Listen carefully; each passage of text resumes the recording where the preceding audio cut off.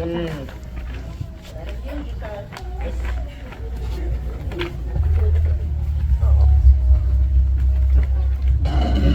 morning. Good morning.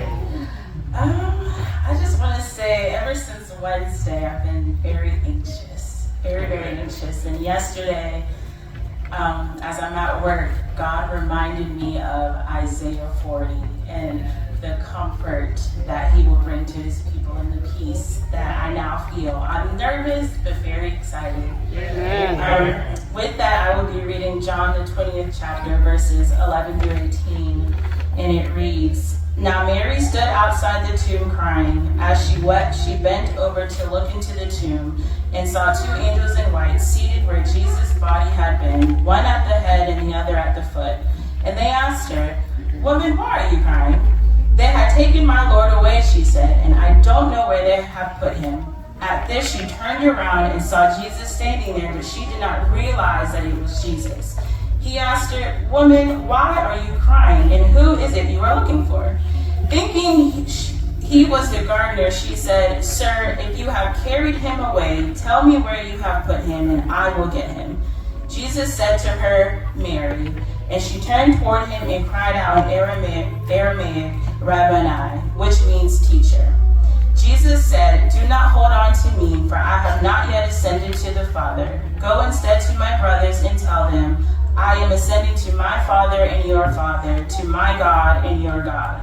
Mary Magdalene went to the disciples with the news, 'I have seen the Lord,' and she told them that He had said these things to her."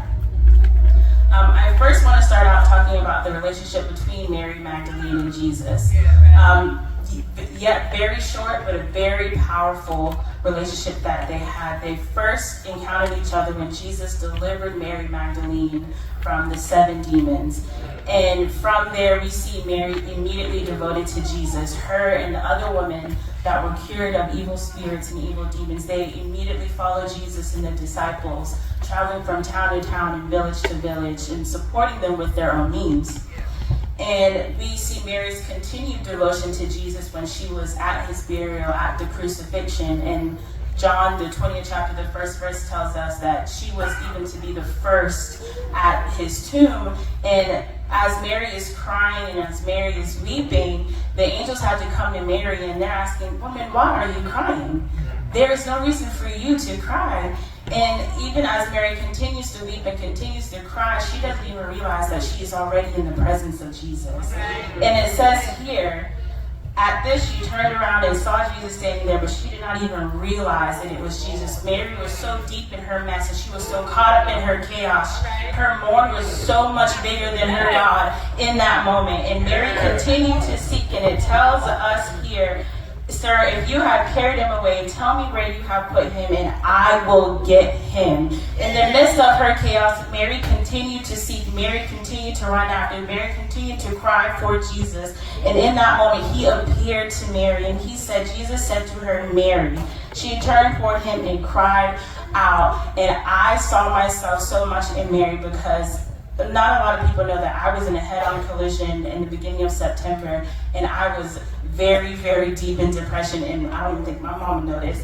And there were so many times that I'm at home crying, and to this day, I still see the guy that passed away. I remember what he was wearing. I remember how his head hit the glass. I remember all this stuff, and I'm dreaming, and I'm up till 3, 4 o'clock in the morning crying like, "God, why me? Take this away from me." And now I see that I had to seek. God gave me a reason to seek after him, to seek after Jesus. And just as Mary had to seek after God in her mourning, I had to seek after Jesus in my mourning as well. And I leave here with you to say that in your mourning, I encourage you to continue to seek after God, to continue to seek after him, continue to read your Bible, pray your word, get together with your people. I encourage you to just continue, because the more you do, the more you reach, and God will reach back for you. He is listening. He is listening. Thank you.